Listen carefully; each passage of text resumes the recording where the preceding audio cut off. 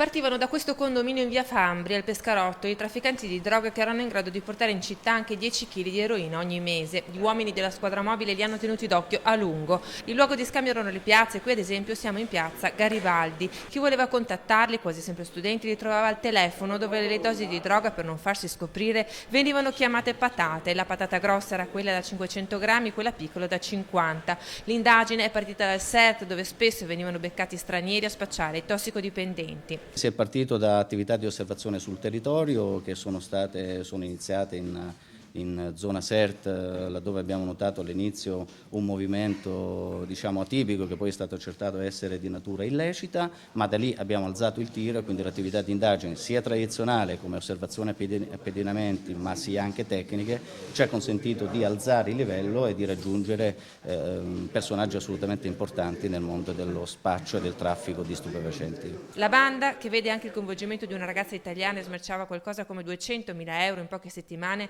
era composta da tunisini che prendevano ordini da un gruppo di albanesi ancora latitanti. L'attività di indagine ha consentito appunto di appurare anche le dinamiche organizzative di questo gruppo di spacciatori e quindi il gruppo dei magrebini, che comunque era articolato in termini gerarchici, soprattutto dal punto di vista commerciale, quindi il capo del gruppo era in grado di trattare direttamente con gli albanesi che è il livello superiore, ma parliamo di chili di eroina.